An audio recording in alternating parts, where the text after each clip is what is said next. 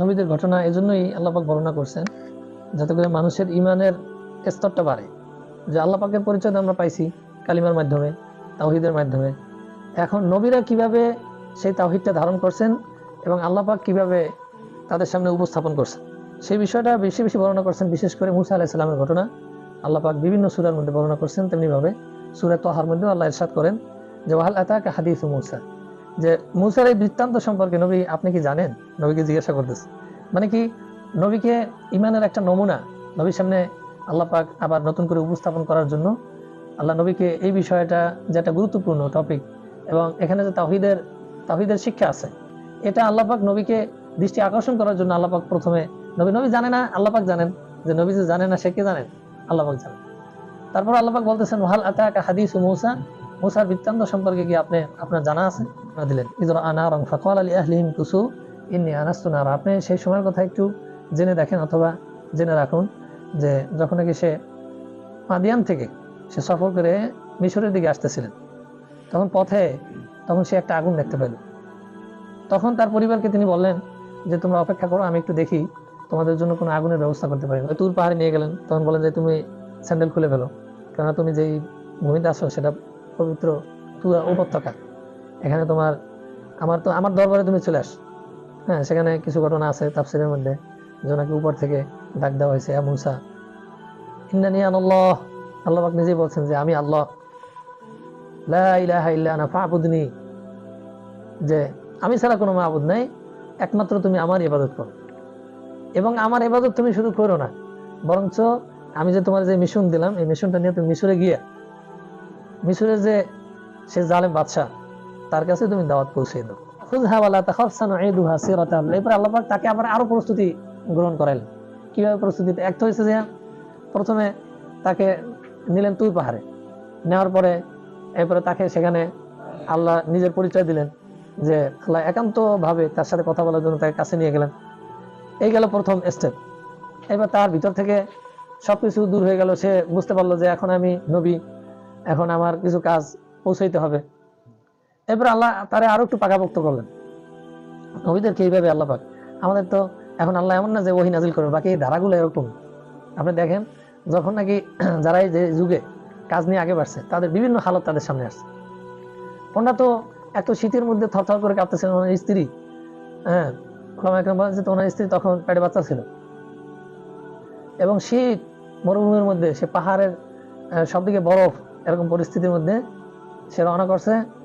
এই শীতের মধ্যে রাত্র হয়ে গেছে, পথ চলার মতো কোনো অবস্থা নাই, শীত থেকে বাঁচার মতো কোনো অবস্থা নাই। তখন আল্লাহ পাক ডাকিয়ে তাকে নূরের তাজাল্লির মধ্যে নিয়ে গেলেন এবং তার সাথে কথা বললেন এবং তাকে নবুয়তি দান করলেন। আল্লাহ পাক বলছেন যে ইন্নানী আনাল্লাহ, আল্লাহ পাক বললেন যে সরাসরি গায়েব থেকে বললেন যে আমি কিন্তু তোমার আল্লাহ, আমি তোমার এখানে নিয়ে এসেছি, এটা কোনো আগুন না, এটা আমার তাজাল্লি নূর। হ্যাঁ, এরপরে তুমি বলছো তোমার জুতাটা খুলে ফেলাও, তুমি এখন পবিত্র তুয়া উপত্যকায় আছো। এবার তাকে একটু তাওহীদের যে জ্বালাই এটা আল্লাহ পাক করলেন, আগে তাওহীদ দিয়ে তাকে এটা ভিতরে ঢুকালেন।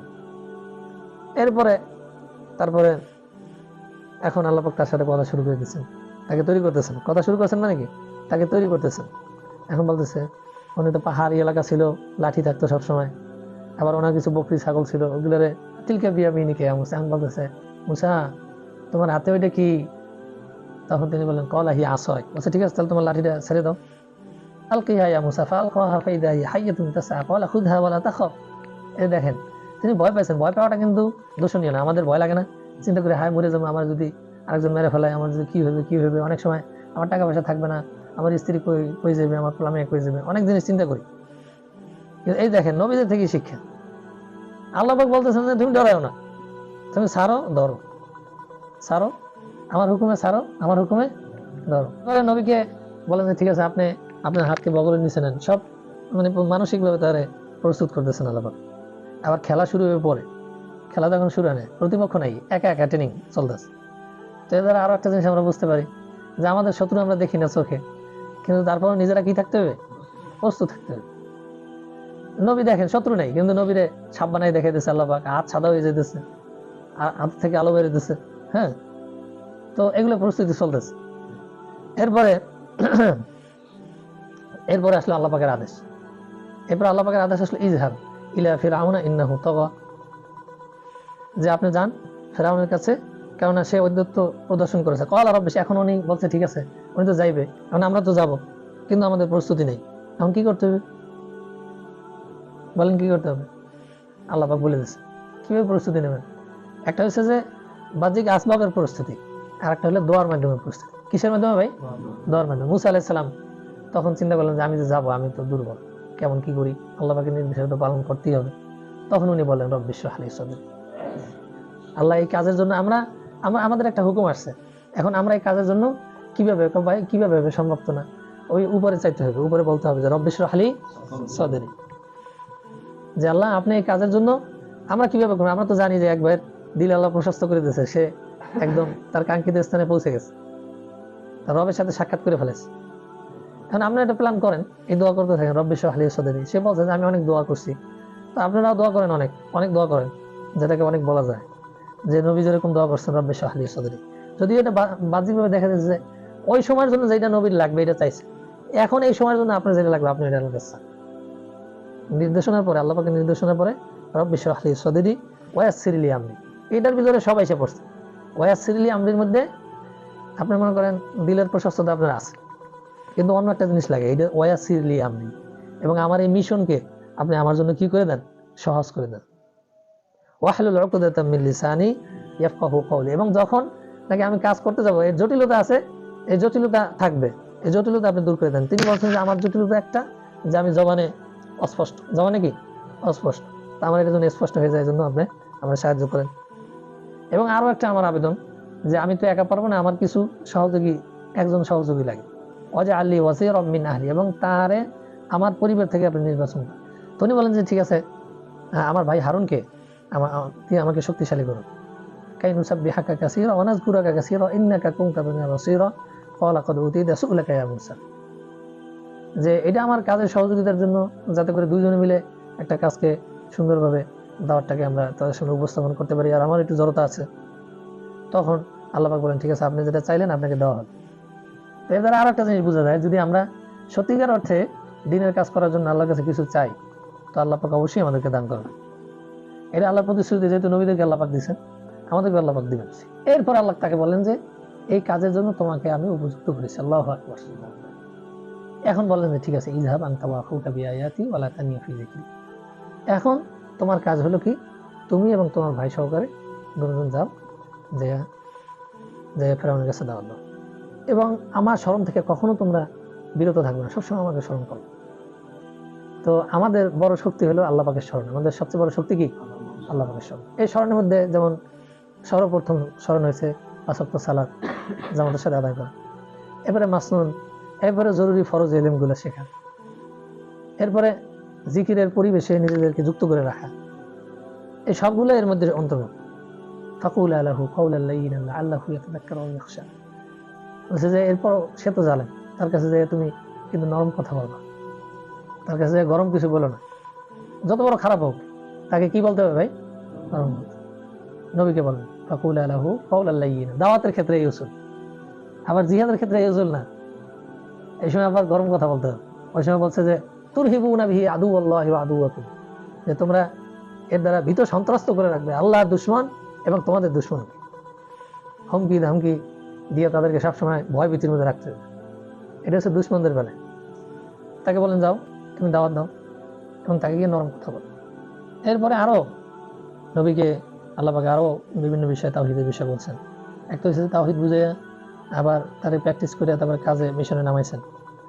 এরপরে এবং সেখানে উনি বিজয় লাভ করছেন। বিজয় এমনি আসে নাই, ওনার ছোটবেলা থেকে আপনি দেখেন, এর আগে কিন্তু অনেক জুলুম হয়েছে, অনেক বনী ইসরাঈলের অনেক বাচ্চাদেরকে তারা হত্যা করছে। তারপর মুসা আলাইহিস সালামের দেখেন, এই একটা বাচ্চা দিয়ে আপনি চিন্তা করেন তার মা কত ভীত সন্ত্রস্ত ছিল, এরকম হাজারো লক্ষ বাচ্চাদেরকে তারা জবাই করছে। ওই জ্যোতিষীর সেই কথা অনুযায়ী স্বপ্ন দেখছে, বা তারা এই করছে, ভবিষ্যৎবাণী করছে যে আগামীতে এরকম একটা বাচ্চা আইবে, বনী ইসরাঈল থেকে হবে, এবং তারা আমাদের ক্ষমতা নিয়ে যাবে। এবং তাকে বলছেও তুমি কি এজন্য আসছো, যে দেখেন এই বিষয়টা কিন্তু স্পষ্ট। যদি দাওয়াতটা এমন হইতো যে ঠিক আছে আপনি শুধু আমার সাথে নামাজ কালাম পড়েন, আর কিছু করা লাগবে না। বরঞ্চ সে ভয় পেতেছে, তাকে দাওয়াত দিল যে তুমি তুমি আল্লাহকে মানো, আল্লাহর কথা বলছেন। ইযহাবা ইলা ফিরআউনা ইন্নাহু তাগা ক্বালা রাব্বানা ইন্নানা নাখাফু আন ইয়াফরুতা আলাইনা আও ইয়াতগা। তিনি বলেন যে আমরা ভয় পেতেছি যে আমাদের উপরে সে যেরকম জালেম, পিছনে যে লক্ষ লক্ষ মানুষের রক্ত তার হাতে লেগে রয়েছে, আমাদেরকে মারতে তো সে দ্বিধাবোধ করবে না। আল্লাহর সাথে যেহেতু কথা বলার সুযোগ হয়েছে, তিনি আল্লাহরে বলে দিয়েছেন যে আমরা যেন ভয় করি। ক্বালা লা তাখাফা ইন্নানী মাআকুম আসমাউ ওয়া আরা। বলছে ঠিক আছে, তুমি ভয় করো না, আমি তোমরা যা বলতেছো আমি শুনি এবং আমি তোমাদেরকে দেখতেছি, সুতরাং তোমরা যাও। ফাতিহু ফাকুলা ইন্না রাসূলা রাব্বিক, যে তোমরা নিজেদের পরিচয় আগে দাও যে তোমার রবের পক্ষ থেকে আমরা রাসূল হিসেবে আসছি। ফারসিল মা'আনা বনি ইসরাঈল, প্রথমেই কথা ছিল এটা যে তুমি জুলুম বন্ধ করে দাও, বনি ইসরাঈলকে আমাদের সাথে দিয়ে দাও। দেখেন আমরা যে বলি যে জমিনে ইসলাম প্রতিষ্ঠা করা, এটা তাওহীদ, দেখেন এই নবীদের কথা দিয়ে বোঝা যায়। তো এটা দেখেন তাওহীদের সাথে কি সম্পর্ক। তিনি বলছে যে আমরা আল্লাহর পক্ষ থেকে রাসূল আসছি, আমাদের মিশন ফারসিল মা'আনা বনি ইসরাঈল, বনি ইসরাঈলকে আমাদের সাথে আপনি ছেড়ে দেন। অর্থাৎ বনি ইসরাঈলের এতদিন যে আপনার জুলুম নিপীড়ন করেছেন, বনি ইসরাঈলকে আলাদা করে দেন। তাই না? আপনি দেখেন নবী যে দাওয়াত দিল, আপনি দেখেন নবীদের তো তারা যে লা ইলাহা ইল্লাল্লাহ দাওয়াত দেবে, তাই এখানে লা ইলাহা ইল্লাল্লাহ কোন জায়গায় দেখেন আপনি কোথায় লা ইলাহা ইল্লাল্লাহ? এখানে তাদেরকে জুলুম থেকে মুক্ত করা, এইটাই লা ইলাহা ইল্লাল্লাহ, নাকি ভাই? বুঝতে পারছেন কথা না? আমি নিজের থেকে বলিনি, কিন্তু দেখেন ফাতিহু ফাকুলা ইন্না রাসূলা রাব্বিক, যে আপনারা দুজন যান, যা গিয়ে বলেন যে ইন্না রাসূলা রাব্বিক, আমরা দুজনে গিয়ে আল্লাহ নবী বানাই দিয়েছে। বাইরের কথা বলছে, বাইরের দুজনের ছোট বাইরে নবী বানাই দিয়েছে, মূসা এবং হারুন। এবার বলছেন যে ফারসিল মা'আনা বনি ইসরাঈল ওয়া লা তুআযিবহুম ক্বাদ জি'নাকা বিআয়াতিন মির রাব্বিক। এখন বলেন যে ঠিক আছে, এটা ছাড়বো, এটা দলিল কি? ওনারা আবার আল্লাহ পাক তো বলছে যে আমি তোমাকে দেখতেছি, কারণ বিশাল শক্তি। আপনি চিন্তা করেন যে শক্তির বিপক্ষে যে তিনি দাঁড়াইছেন, এটা দাঁড়ানোটাই তো বহুত কিছু। সে যার ঘরে লালিত পালিত হয়েছে, তার বিভিন্ন মানে অপরাধে তার চোখে সে অপরাধী, এরপরে আবার আসছে যে ছোটখাটো কোনো দাবি না, তার দাবি নিয়ে আসছে যে আল্লাহর পক্ষ থেকে আমরা রসুল হয়ে আসছি। আবার হলো যে নাকি নিজেকে রব দাবি করে, তার সামনে বলতেছে যে আমরা রসুল আল্লাহর পক্ষ থেকে, আপনার রবের পক্ষ থেকে, তাও বলছে আপনার রবের পক্ষ থেকে। সে আবার নিজেই রব দাবি করে, আবার তাকে বলছে আপনার রবের পক্ষ থেকে আমরা আসছি। এবং তার আমার কথা হলো যে আপনারা বনি ইসরাঈলের উপরে যে কর্তৃত্ব, সেটা আপনি ছেড়ে দেন এবং তাদেরকে শাস্তি দেওয়া ছেড়ে দেন। জি'নাকা বিআয়াতিন মির রাব্বিক, তোমার রবের পক্ষ থেকে আসছি, যে একটা নিদর্শন নিয়ে আসছেন। আসসালামু আলা মান ইত্তাবা'আল হুদা, তোমার কথা বেশি কথা বাড়াইতে চাই না আমরা, হ্যাঁ, যে হেদায়েতের পথকে অনুসরণ করবে তার প্রতি আল্লাহ পাকের শান্তি, তার প্রতি সালাম, শান্তি। এরপর একটু ভয় দেখেন, ইন্না ক্বাদ ওয়াহিয়া ইলাইনা আন্নাল আযাবা আলা মান কাযযাবা ওয়া তাওয়াল্লা, যে এই মর্মে ওহী পাঠানো হয়েছে যে আযাব ওই ব্যক্তির উপরে আসবে যে মিথ্যা প্রতিপন্ন করবে এবং মুখ ফিরিয়ে চলে যাবে। ক্বালা ফামা রাব্বুকুম, মূসা এখন ফিরআউন কথা বলা লাগে না, তার কত দাপট চিন্তা করে। সে বলছে আবার রব আবার কিনা মূসা, আশ্চর্য ব্যাপার তো, তুমি এই সমস্ত বিষয় নিয়ে আমার কাছে আসছো, হ্যাঁ, রবটা আবার কেনা? ক্বালা রাব্বুনা আল্লাযী আ'তা কুল্লা শাই, তিনি বলেন যে রব তিনি যিনি আমার সব জিনিসে বাস্তবায়ন মানে সৃষ্টি করেছেন, তিনি রব, বাস্তবায়ন করেন এবং পরিচালনা করতেছেন। ক্বালা ফামা বালুল কুরুনিল উলা, আচ্ছা তুমি তো বড় বড় কথা বলো দেখি, তাহলে আগে যে কত মানুষ চলে গেছে তাদের পরিস্থিতি কি? ক্বালা ইলমুহা ইনদা রাব্বি ফি কিতাব, বলে সব দায়িত্ব আমার দেওয়া হয় নাই, আমার দায়িত্ব দেওয়া হয়েছে আপনার কাছে দাওয়াত দেওয়ার জন্য। আগের পরিস্থিতি সম্পর্কে আমি জানি না, ওগুলা সব আল্লাহ পাকের কিতাবের মধ্যে আছে।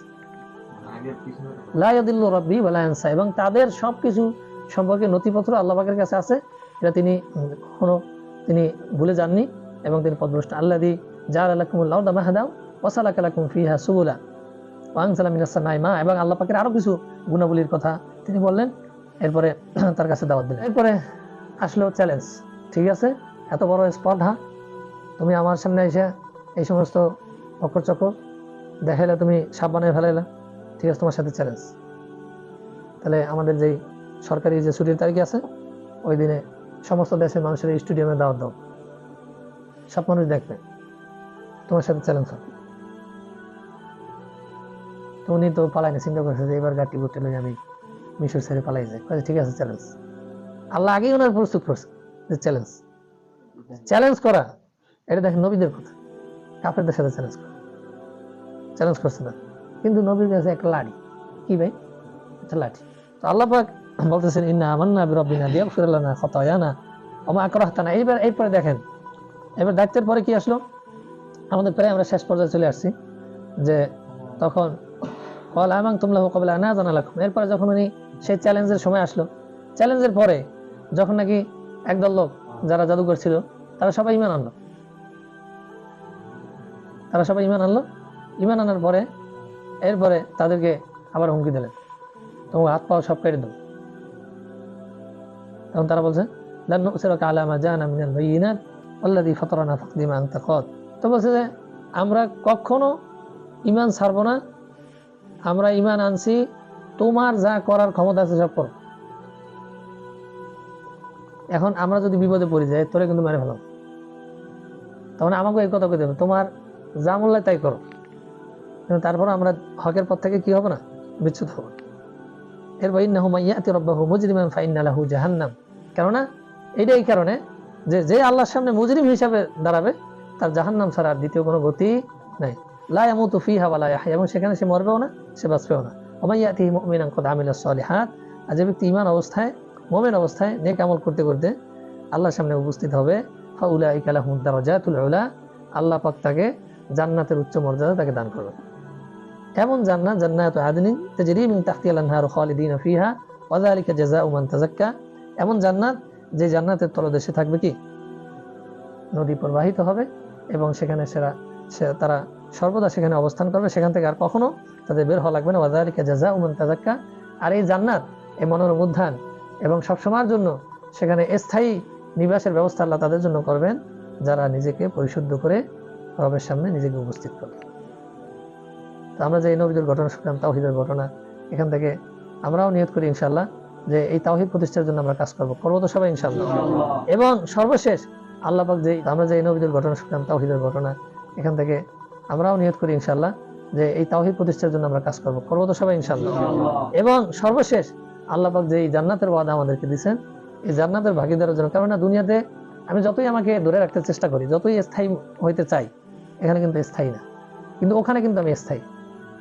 সেই স্থায়ীর কথা আমার জেহেনে রেখে আমাকে অগ্রসর হতে হবে। আল্লাহ পাক আমাদের সকলকে আমল করার তৌফিক দান করুন।